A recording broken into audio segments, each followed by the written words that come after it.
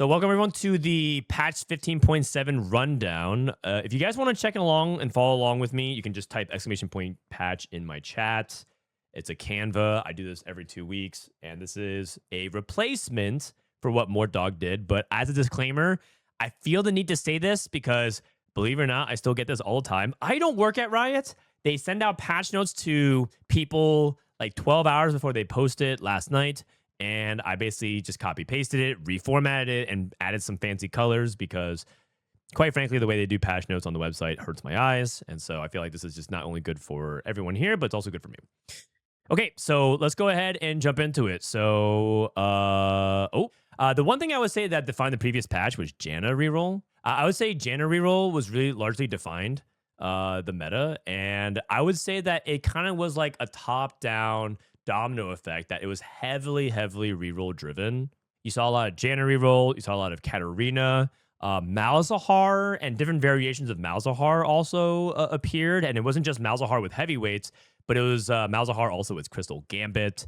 And then people started realizing, can we reroll other things with the 5 Crystal Gambit core, which is a lot worse than the Malzahar, but still definitely like a viable thing because 5 Crystal just printed a bunch of free resources. And you'll see that addressed a little bit in the upcoming patch. If you have artifacts, you still played Kog'Maw or other variations of, like maybe played Yasuo and Kog'Maw.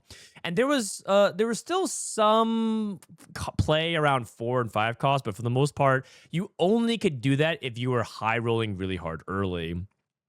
But it was mostly like this. You saw a lot of Janna, you saw a lot of reroll, and if you were ahead enough, you could play some 4 and 5 cost. Hero augments were still pretty relevant as well. Not necessarily the 1 cost, but a lot of people still played things like Shen. Knuckle Duster's Vi was really common.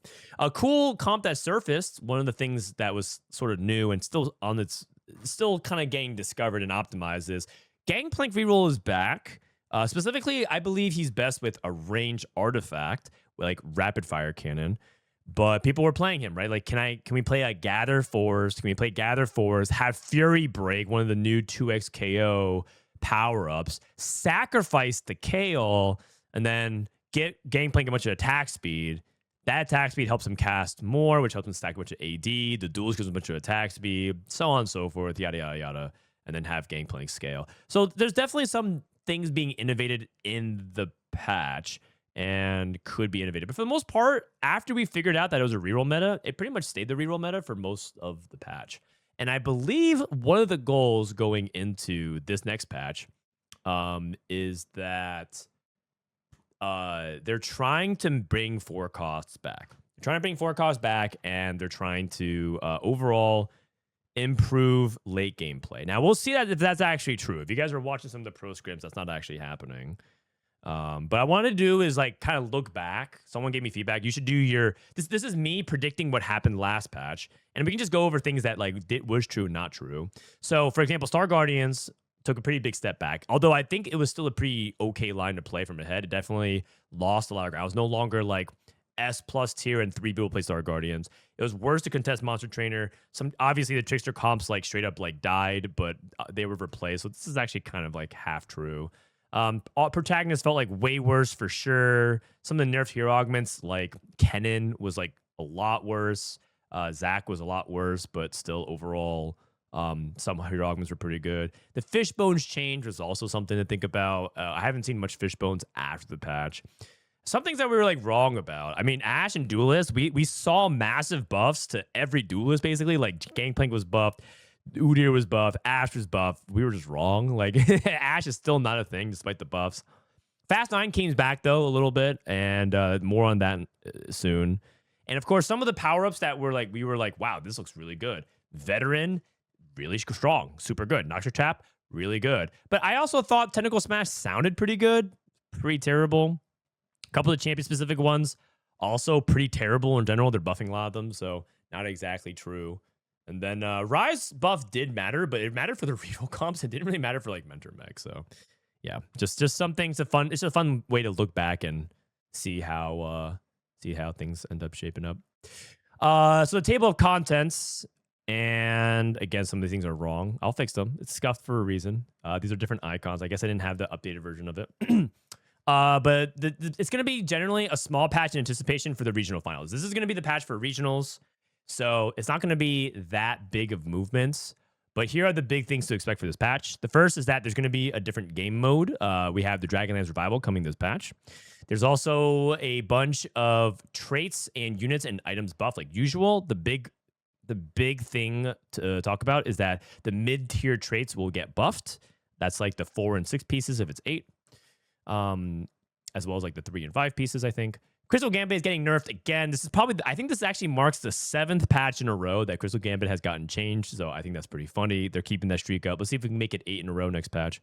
4 costs are getting buffed across the board. And then power-ups, buffs to the new 2x KO power-ups that fell flat, and nerfs to some of the good ones. So that's pretty much what to expect for this first coming patch. Set Revival is here. So for game modes, this has been something that I think a lot of people are having fun with and enjoying. Dragonland 7.5 is coming back. New augments, opening encounters, trade updates. It's on PBE. Some people have played it. They're going to also do like the set revival. Like you can play the battle pass, I believe, and get different rewards for it. And it's going to last until the end of 15.9. So set revival will be back until December 2nd. So that also basically tells you when set 16 is coming out. It's coming out like right there, beginning of December. So just to help give a frame of reference. So enjoy. I personally could sit here and complain about set 7 for a long time, but I do think that revivals are a different vibe. And also 7.5 was nowhere near as bad as 7. They actually did a lot of improvements to 7.5 in particular. So we'll see if you guys enjoy the revival. Have fun. A quick tip, if you guys are wondering for 7.5 revival, the clash changes has actually shifted a lot. There used to be like the ability to drain tank on a lot of different champions, but because there's a lot of different roles now, like, you know, fighters versus tanks versus marksmen versus specialists, something like that, that does change the dynamic a lot. So make sure to check out TFT Academy's tier list starting tomorrow, because we're going to update the tier list with the comps that actually exist, because a lot of comps actually don't exist anymore due to the role changes from this set.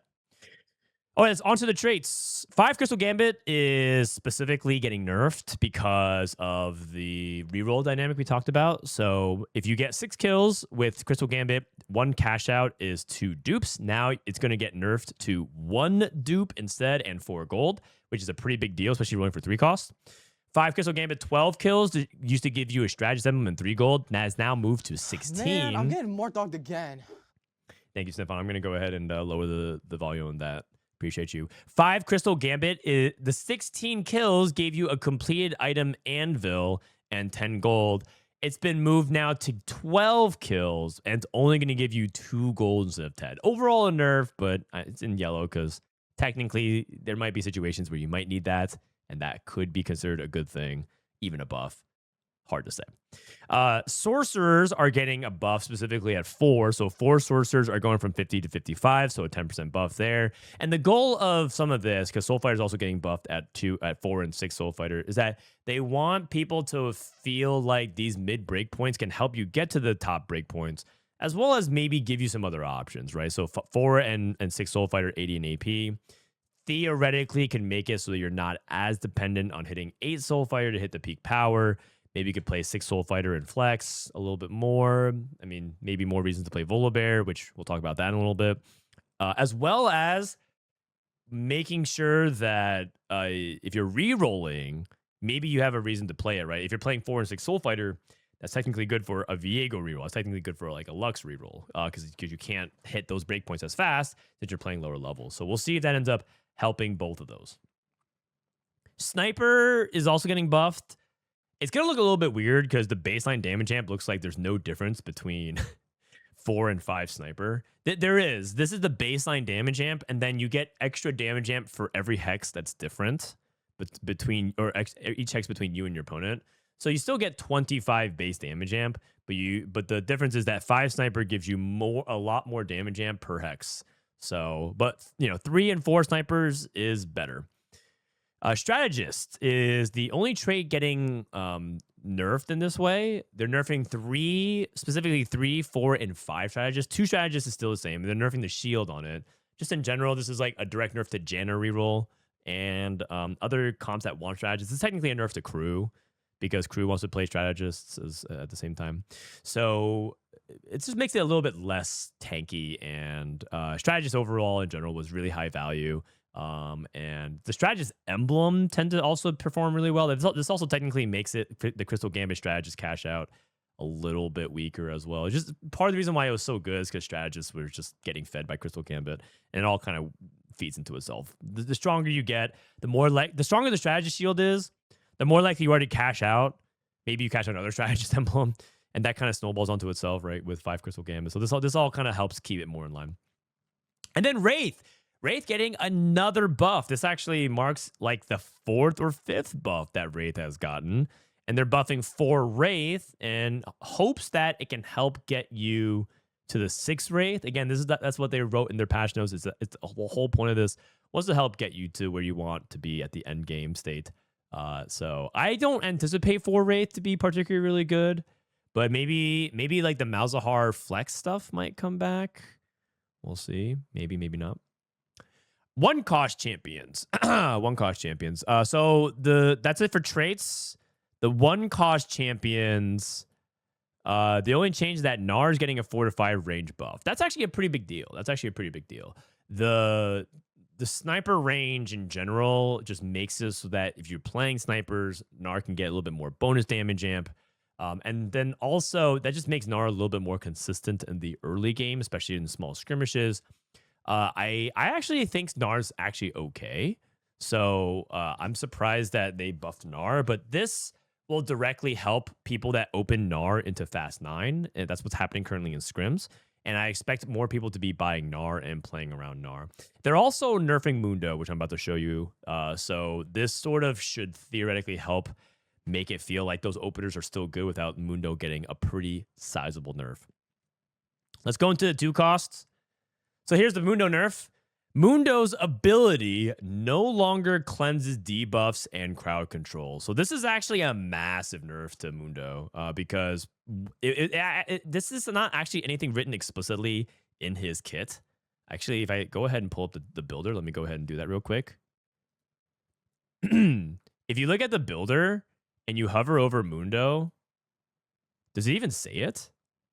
It says passive every 7 seconds, the next attack deals bonus magic damage or physical damage, and then gain maximum HP over 1.5 seconds and immediately trigger the passive. So like his ability doesn't actually write this, but it actually does work this way. It's almost like Gangplank's fruit from a previous set where he would eat the fruit and cleanse the debuff. So Mundo will no longer cleanse debuff. And this was actually particularly really good against Malzahar. And that's partially why Mundo Jin actually found a way back into the meta last patch. It was part of it was reroll, but also part of it was that Mundo was good against Malzahar, which is a really common thing. So this is a massive nerf to him. Hopefully with the changes to Gnar, offsets that a little bit, but now Mundo is going to be a lot less insane against specific interactions. Kabuko is also getting a pretty big nerf. I think this is really justified. His mana is getting nerfed, so that way he is going to cost more mana. The initial cast is still around the same time. It's 55 mana instead of 50 to get his first cast, but his repeated casts afterwards are going to be a lot slower. This is because if you guys paid attention to the way Janna and Kabuko fights were playing out with Formentor and Veteran, Kabuko was very quietly doing as much damage, if not even outperforming Janna herself. So this is you guys don't see like one of two. There's no direct nerf to Janna, at least in terms of the unit. There is nerf to her traits, like Strategist, for example. But Kabuko is actually one of the big culprits because he does it all. He CCs, he tanks, he does damage. So they're nerfing his damage, they're nerfing his mana, and this should make sure that the Janna comp probably stays alive. From what I've seen, it does look like it's still a thing from some of the scrims going into regionals, but it's definitely nowhere near as oppressive as it was at the beginning of the previous patch. Onto the 3 costs, we have another couple of red sentences. This is something that wasn't showing up on the PBE like table. So Malzahar is getting a pretty big nerf. Let's actually talk about Kog'Maw real quick. Kog'Maw getting nerfed. Kog'Maw, I mean, this doesn't actually change much in my opinion. I think this is one of those things where Kog'Maw is performing really well, but the big reason why is because Kog'Maw is like the best like artifact opener type of situation because he uses such a wide variety of it. And his core is really good. This just almost makes it more that you have to hit the artifacts and the radiant items, like the radiant Shojin for Kog'Maw. So it's still really, it's still functioning going to be similar. It's just that you're more dependent on it than before. Maybe the days where you play like no artifact, no radiant item Kog'Maw is probably just less common. But over on Malzahar, there are two things that are happening here that are pretty big. One, when enemies die, there are no longer any instances where 2 stacks of the spell will be transferred instead of 1. There's a bug with Malzahar where certain situations, when the unit would die, he would spread to 2. He would infect 2 targets instead of 1. I don't know what the condition was exactly because Riot didn't confirm it, but that was sort of why sometimes Malzahar fights were very like explosive towards the end, where it just felt like all of a sudden everything died at once. And so this was actually an unintended interaction, is a bug that existed since the beginning of the set, actually. But because Malzahar hadn't really been problematic and like meta defining for most of the set, I think it just flew under the radar because Malzahar was just kind of, he was basically like a utility holder for Yuumi, or you just played him as like the 6th Wraith for whatever you're playing, like Kale or whatever, like Zach. So like Malzahar was not actually a problem. So this is actually true for most of the set. And now they're like, why is Malzahar, is Malzahar like kind of bugged? He's doing too much damage? Yes, he was. And that was a result because we finally buffed Malzahar and got him to a good spot. And then for Mage Malzahar is very clearly outperforming everything that isn't Noxious Trap. And they're no longer offering Mage as a power-up. So that's 2 pretty significant nerfs to Crystal Gambit Malzahar in particular. So we'll see if whether or not that's still a thing next patch. It's entirely possible that 5 Crystal Malzahar might be dead, and we have to think about a different way to either play that core or play Malzahar in general. Or you have to play Noxious Trap, because that power-up is still super insane. The other 3 costs, we're getting Rammus a buff because it turns out Rammus is awful. I looked at the stats, and I believe Rammus is the worst unit in the game still. 4.9 average placement across every rank. Oh, actually, Ashe takes the cake in some divisions. But generally speaking, Rammus just averaging a 5. He is not very good. So Rammus getting buffs. I don't think anyone's complaining about it. They're buffing his shield, specifically his AP scaling. So Crown Guard is probably going to be a little bit better on him. He gets a lot more HP taunted per enemy now. So maybe Rammus can finally be a tank instead of just a okay mascot. Udyr is getting another buff directly. It's almost like the same exact buff previously from the 15.6 patch. Udyr's heal got buffed to these numbers. Now they're buffing these numbers again, and they're buffing his mentor version healing. So this is supposed to be a power transfer. If you nerf Kabuko, I think they were concerned that 4 mentor would be just significantly worse because you lose just Kabuko getting nerfed. So they're trying to buff Udyr and also buff duelists, but then they nerf Kabuko. So hopefully that helps keep it a little bit more power neutral for the front line at least. And then Yasuo is base damage is getting nerfed again. China still like very much rated Yasuo extremely highly. I think we didn't rate it nearly as much in the West, but everyone knows Yasuo with the 6 bash instead of if you get like the snipers focusing the artifact stuff. Very, very good. So Yasuo getting a base spell damage nerf. It's a pretty hefty nerf, specifically at 3-star. So that's going to hurt the 3 cost reroll around Yasuo. Over to the 4 costs. So 4 costs, as you can see, the most amount of changes, 1 of 3. There's, I believe, 7 changes. One of them is buffing Ashe, because I think you guys saw it, right? The other bad unit is Ashe. Ashe, depending on what ranks you're filtering, is also the worst unit in the game. Part of it is because you're playing Crystal Gambit, but Ashe is terrible. And this is some of the worst stats you've seen of a 4 cost, potentially ever in TFT since like the very beginning days. It's been a while since we've seen 4 costs perform this badly. So they're buffing Ashe again. They're going from mana from 80 to 70. And I'm just going to go ahead and put it out there. From the scrims that I've seen before, prior to this, I've been watching for about 2 days now.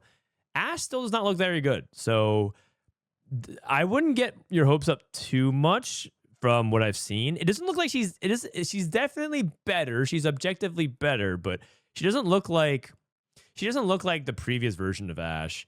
And it's largely due to the fact that they reworked her to not scale off of attack speed. So we'll see if maybe we're wrong and maybe they can find a different version of Ashe.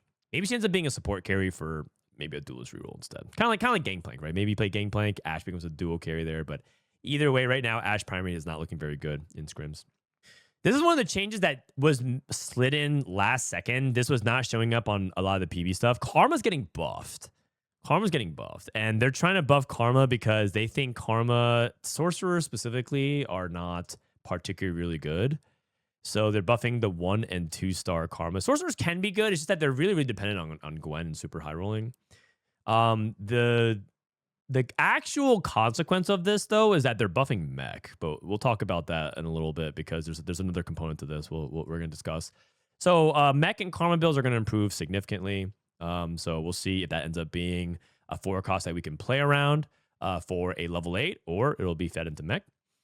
Cassante is getting nerfed. This should be red. Sorry, I'll fix that in the post. I usually do like a second pass after the stream's over, and then I'll highlight them in the right colors. But this is a straight up nerf for Cassante. Cassante, I mean, this guy is actually not even a 4 cost. Somehow they made Cassante, who functions like a 5 cost, and they kept nerfing. They've nerfed him like 3 or 4 times over the course of the set. Insanely good. And they're just taking him down a peg. He's just way too versatile.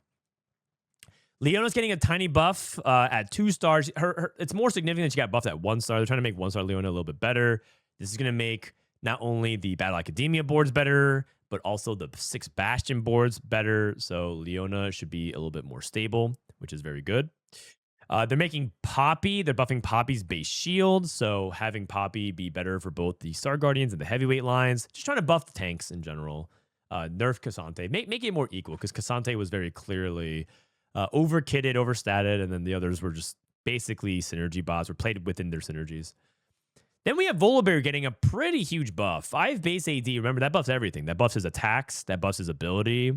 That buffs his scaling. So Volibear is getting a base AD buff, which is pretty big. And this is, again, another buff to Volibear. So 5 AD to Volibear is no joke. You have to definitely at least think about whether or not we're playing around Volibear enough. And there's definitely some people who've been getting a little bit excited cooking around it. Also, they nerfed Mundo, but buffed Gnar and Volibear. So hopefully that still keeps Luchador pretty relevant. And then finally, the last 4 cost change they have listed is Yuumi. This is another small buff that got slid in at the last second. This didn't show up on the PBE data mining. But Yuumi is getting a slight damage buff. I mean, it's getting 1 damage buff on the ability and then 2 damage. But you have to remember that she shoots a bunch of projectiles, and then every time she casts, she shoots more. So it's a tiny buff. It actually might not even functionally change anything. At least the numbers look a little bit better. I mean, 38 is like a weird number, so 40. So yeah, if she's probably not amazing. I mean, the Yuumi stats actually looked really good. Some people in chat like laughing about the Yuumi stats. Yuumi stats actually looked really good, but that's because of Katarina. Yuumi is a 4.2, but everyone knows that Yuumi is a 4.2 because Katarina reroll is a thing. And if you hit Yuumi and Katarina, the stats look good. And that is why I think they're a little bit hesitant. But Yuumi herself, we'll see. I'm a little bit hesitant about it. And then we go over to the 5 cost champions. There's 2 changes. Oops, in parentheses. Varus arrow damage is getting buffed. They're buffing Varus a little bit. Fast 9 Varus is really not that much of a thing anymore. Most Fast 9 is either around Mech, which Yone's getting buff, which is what I was talking about, why Mech is getting better. And then also Bastion / Juggernaut. You play like 6 X front lines, 6 Bastion, 6 Juggernaut usually. Then you slot in the 5 cost that makes the most sense with your items and your traits. So Varus is not really seen as the ideal cap as much anymore. And so Varus in general getting a small arrow buff. They're buffing Yone. So Yone is just doing more damage now. This is his active and not his passive, which gets a bunch of stacking attack speed and whatnot. So, I mean, they've buffed Yone repeatedly, patch after patch after patch after patch. They also buffed other edgelords, right? Like Volibear. So maybe Yone Volibear in some other packages that aren't just straight up 7 mech can also be something to think about. But for the most part, I'm pretty sure this means that mech is going to be very much a big part of the meta next patch. We'll see. Augments, one of one. So this is a small patch again. We're doing one pass of augments. We have Blood Rage, Damage Amp. They're nerfing Blood Rage, believe it or not. Blood Rage got memed on for, I don't even know, like a month straight, a month and a half straight. And they adjusted the numbers to be, instead of 5 base damage amp, to 12. And they kept the cap. And guess what? Everyone laughed so hard. They're like, yeah, it doesn't do anything. Now they're nerfing Blood Rage. And you know why they would nerf Blood Rage is because the stats are really good. So here's your cue for the next 12 hours or 24 hours, however long it is until the next patch. Apparently, Blood Rage is very good. So you should take Blood Rage. Darkness Within is also getting nerfed as well. That is the one that is summoning a unit based off your Wraith. That's also getting nerfed. So a little bit less HP for that. Game Plan is getting nerfed. This is directly because of Janna and Strategist rerolls. So they're nerfing some of the Strategist stuff. Howling Gale is now banned on 3-2. Sorry, that's going to make some people who like to do chat votes for my Augment Challenge a little bit less interesting. Howling Gale is no longer available on 3-2. Isekai now requires at least one strategist for the strategist version to appear. So now you can't just get randomly an Isekai strategist if you don't have strategist, which I think is generally a good thing. That's why it's in yellow. Sometimes it might be a nerf, though, if you're trying to play into that. They are nerfing Isekai Echo's health, and I think that's a direct response because Echo's stats, I believe, are 4.09. Like, if you go to the Masters Plus, 4.1, right? So, like, the stats on it, if you look at Echo, probably reflects that Isekai is just a very high-performing augment. I think this is a little bit excessive. I don't think anyone was complaining about Echo, really. So, this sort of took me by surprise, but I suppose they're just following the numbers. Overheal max shield is 300 to 400, so they're buffing overheal. And the percent healing is as 60%, not 50, so 10% extra on the overheals. So a little bit of mistake. This should be deleted icon. Perfect Form Zac is also getting big buffs. So Zac Hero Augment is pretty awful now. So they're back to, now that they nerfed Protagonist and they've identified that with Protagonist being where it is, they can keep Protagonist at 3 rounds after, and they can buff Perfect Form Zac. So the Hero Augment is significantly better. Look at that base damage buff. 3-star Zac from 135 to 205. Empowered ability damage, 225 to 270. So now we might see Zac Hero Augment back on top. It's gonna be crazy. In terms of like Echo, though, the thing about Isekai is that it's basically giving you the crest.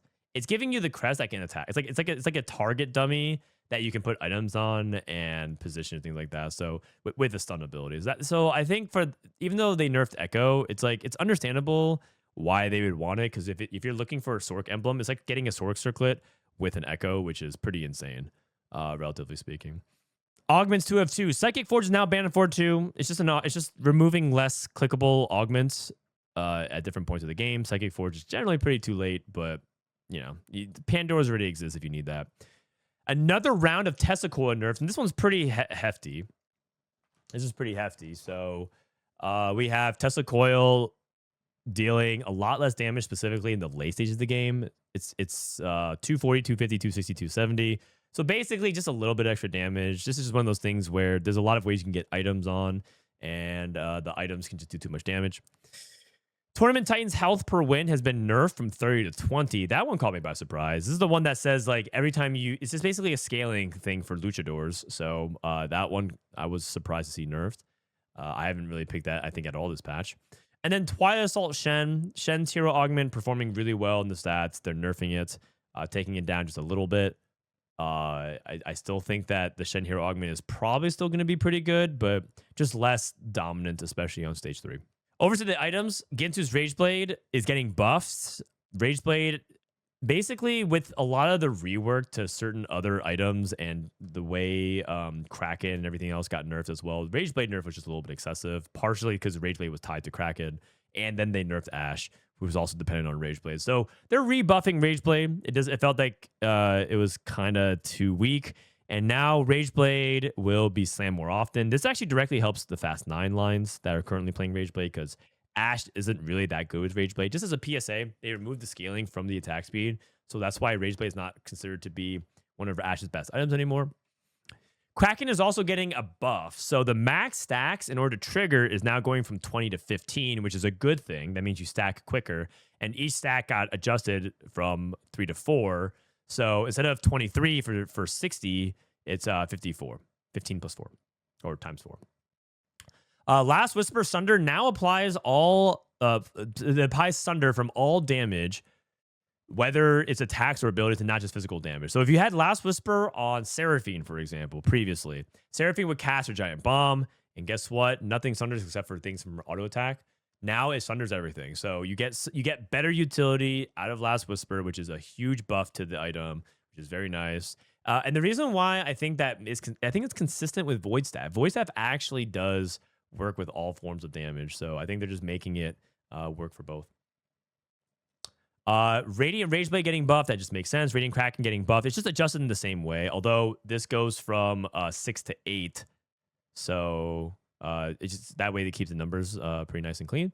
And then Radiant Last Whisper Sunder now applies from all attacks and abilities, same thing as the base version. So pretty basic stuff. The other item change is the artifacts. Sniper's Focus is getting a pretty sizable nerf as well. It's going from 2 range to 1 now. And this is another thing that potentially greatly impacts things like Yasuo reroll or anything else depending on Sniper's Focus. For example, I'm looking at the Little Buddy Golden Quest loot table. You get a Sniper's Focus on Varus. It's a little bit worse now. There's also a Call to Chaos. Do we have the system tables for this? Call to Chaos. You can get an RNG Golem. The RNG Golem Sniper Focus also got nerfed. And I remember that this is a point because Dissoap got this in the scrim and was like, what the heck? This is so much worse. To get a Sniper's Focus nerfed Golem. Power-ups. Best defense shield to damage ratio nerfed. Classy removed. So now this is one of the most useless power-ups, just improving the power-up pool. They removed Maze. They also removed Classy from a bunch of champions. Lucian, Kennen, Lux, Ahri, Karma, Gwen, Rell, Garen, Swain, Leona, and Braum. Denting Blows increased from 25 to 30. That's Vi's specific power-up. There's actually some tech around this, if you guys don't know, but Denting Blows is quite good with, I believe, Unending Despair. So maybe if you open up Unending Despair, put it on a Denting Blows Vi and see how it goes. Fairy Tail is getting nerfed again. I think that also is somewhat related to Kog'Maw specifically. So a little bit of a nerf there. Fury Break base attack speed got buffed. That technically makes it really strong or a lot stronger with Gangplank. So maybe the attack speed for Gangplank will be a lot more valuable. And maybe we'll try more Fury Break with other setups. This is a huge buff, in my opinion. Mana Rush is twice as common now. So Mana Rush is the best fruit on Jarvan and on Zyra. Jarvan these days, he's still not really used for fruiting for anything except for Mech Pilot. But Mana Rush on Zyra is very good. So just don't sleep on that. Mana Rush is an insane thing to get for whoever wants it. Max Arcana getting nerfed is a direct nerf to Katarina. People are wondering if there's any Katarina nerfs. This is one of them. Over 9,000 health per stack. This is also a nerf to Katarina, but also nerf to just a bunch of over 9,000 users. Mainly rerolls for the most part. A bunch of like hero augment rerolls and low cost rerolls. You don't really care about it though if you're KO. You know what's funny is that I remember seeing an over 9,000 KO unit stack this like 10 times. They had like 500 HP on their KO. So I guess that's a nerf to tank KO. Stalking Dart. This is Ahri's specific 2x KO power up, getting a slight buff. Super Mega. This is Jinx's 2x KO buff or power up rather. That's also getting buffed. Supremacy has been removed from the game. This is a direct buff to Kennen, Darius, Kai'Sa, and Akali. And there's actually another pretty big buff coming to one of Kai'Sa's power-ups soon as well. So more on that in a little bit. Thrill Seeker getting buffed from 2 seconds to 3 seconds. This is the one where if you get a kill, you get a burst of attack speed and you heal. It's lasting a little bit longer. Unstoppable getting nerfed again. The stun duration reduced. The unstoppable health that you get is also 100. This is also a nerf to Katarina, right? And some of the other people that really still want to play Unstoppable. There's not that many comps that actually want to play Unstoppable these days, but it is one of the like, okay, I don't know what to pick. Probably okay to pick Unstoppable. They're just taking it down a peg or two still. And it's kind of crazy because this thing used to be so much better. So the fact that they're still nerfing it, yeah. So we'll see. Here are the bug fixes. That's it for power-ups. Tactician's Kitchen tooltip. There's a lot of tooltip changes. Now properly indicates that all combat count towards its delay. Okay, cool. Mind Batteries tooltip now clearly indicates its effects happens after the first cast, not upon. These are all just text changes. No actual gameplay changes. Know your enemy's tooltip clarified to indicate it grants damage amp. Resistance power-up tooltip slightly rephrased for clarity. Overheals tooltip clarified to better indicate how much damage it adds to empowered attacks. Cool. These are all just text stuff. You might have seen them in PB notes. It's just like, okay, we're rewording it to be clear so that way people don't feel like it's unintended. Two things about power-up. Star Sail power-up now properly applies its stat bonuses every combat. So Star Sailor sometimes would lose its bonus. I think one of the conditions that make it lose it is if you reposition the Star Sailor. Like if you literally move the units, sometimes you would lose the bonuses. Now Star Sailor maybe actually works. We'll see. Who knows? And then Kaisa and Yumi now do the proper damage with bullet hell rather than reduced damage. This is actually a pretty big eye-opening thing. I did not know that Kaisa and Yumi were doing less damage with bullet hell for whatever reason. It might have been a rounding error because the thing about bullet hell is it gives you a percentage more projectiles. And maybe it was like rounding in a way that's unfavorable. I remember some people were saying like that's weird for damage calculations. You lose an entire projectile. Now Kaisa and Yumi might deal more. So it could be one of the things where Kaisa and Yumi are seeing a little bit more now. Yumi got a small damage buff and they buffed her best power up. Kaisa also has her pool thinned and they improved her one of her power ups that theoretically you would want to play on her. So we'll see. Monster Trainer champions can be combined when the player's bench is full. Game is playable. This was a really frustrating thing. You were rerolling for Cogmog, you were rerolling for Smolder or whoever. And if you had 2 copies of it on your bench and you couldn't buy the third one. And then Crystal Gambit's prop no longer rounds its visual display, which occasionally caused misleading cash outs to occur. So another visual bug. And that's it for all the bug fixes. If you are wondering if they are missing a lot of bugs, it probably means that either they haven't fixed it yet and they're still working on it, or they don't know how. But that, I mean, there are more bugs that still need to be fixed, but that's all the bug fixes that we got. Okay, so that's it for the patch. It's a pretty small patch, right? Nothing too crazy. My initial impressions. So this is me now giving commentary on the patch directly. I think the biggest losers are obviously like Malzahar took a huge nerf in a couple of different ways, like the fruit, the bug fix, the Crystal Gambit nerf.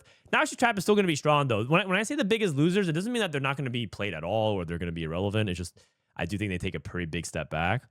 So Malzahar is definitely going to take a lot. I think Mundo losing the cleanse is a pretty big deal for him as well, and that makes it maybe that Mundo Jin reroll or Mundo reroll as a tank is probably going to lose some placements there. Yasuo lost a lot of damage in his best artifact, so that's actually a big deal, as well as Echo. Kubuko was the hidden carry. These are all pretty obvious things. I think the biggest winners from the patch, Zack's hero augment looks like it just got a huge number boost. It just feels like it has to be playable again. There's just no way. Volibear got a big buff, but I don't know how much this meta... Wait, how come mech isn't on here? I definitely put mech in this. Maybe I need to refresh. But imagine another word. Okay, the first thing I wrote here was mech, but mech it didn't show up. I think something happened with the slides. It got a little scuffed. Maybe I had like the wrong version updated from last night. So mech is going to be the biggest winner. I think mech is going to be very, very common, and I think that people have continued to optimize mech, and it hasn't gotten nerfed. It only got buffed. So I think the biggest winners are mech. Perfect Form Zack, Volibear, Rage Blade Slam to Fast 9 is also starting to surface in some scrims. And then some of the power-ups like, Mana Rush and Bullet Hell. I think those are actually pretty significant buffs. The things that I'm like not sure if they're going to have impact or just hard to see is like, I don't know if Rammus will be good. I'm pretty sure Rammus is... The problem with Rammus is that he's only tied to as good as a 3-cost reroll unit. And if you're rerolling 3-cost, there's just not many packages that can fit in Rammus. Rammus tends to work with, the independently powerful 3-cost that don't really need much going on. But if you're doing that, you might as well play in the 5 crystal core. So it's hard to see if Rammus is going to be impactful. I'm going to guess no. And I'm still skeptical that Duelist and Ash is going to be very good. So I've been burned before. Previously, I said, oh my God, they buffed Ash. They buffed all the Duelists. Now I'm going like I don't think anything's going to happen. I'm pretty sure Ash and Duelists are still going to be pretty bad. The mid breakpoint buffs things also don't feel like they're going to be that impactful. It just doesn't seem like one extra like small tick of AP is going to help sorcerers that much. It doesn't feel like a small little tick of 80 and AP for soul fighter is going to be that meaningful. I'm not entirely sure if like 3 or 4 sniper is going to even be relevant whatsoever. So I'm not convinced yet. And then of course, I still think people are going to play Crystal Gambit just because I'm pretty sure that just means that Crystal Gambit is less likely to snowball out of control. But I'm pretty sure Crystal Gambit is still a good thing overall. And that's it. That's the patch. It's the regionals patch. So if you're wondering like why aren't they doing more radical things to shape the meta, what about XYZ? The reality is regionals is coming up and they don't want to disrupt the competitive circuit. It's also the end of the set. The meta, honestly, if you looked at the previous the tier list analysis, if you just really nerf some of the best stuff and the whole concept of let's just nerf the best stuff and buff some of the worst stuff. I think that's fine. Like they buffed some of this stuff here, they nerfed some of this stuff here. The meta is honestly like kind of fine. It's definitely a little bit too reroll driven, and it's probably going to be very fast 9 oriented. But we'll see. We'll see what ends up happening. So yeah, that's it. Thanks for watching and reading. Check out my content channels if you guys like. Follow me on Twitch or watch on YouTube. Thanks for supporting me throughout all this. And yeah, make sure you like and subscribe and all that jazz. And you know what? If you're just like, man, this is boring, I'm out. The good news is set 16 is out. TV's out in like 3 weeks. So hang in there. Don't worry. Go play every favorite video game you have or go do all the things that you've been ignoring in real life because I'm pretty sure you're not going to have time when set 16 launches. We're pretty much at the end. So we're going to have one more patch where we do this because the next patch is going to be the World Championship patch. And then 15.9 is going to be the For Fun patch. And that'll be it. All right. That's it. So thanks for watching. See you guys next time.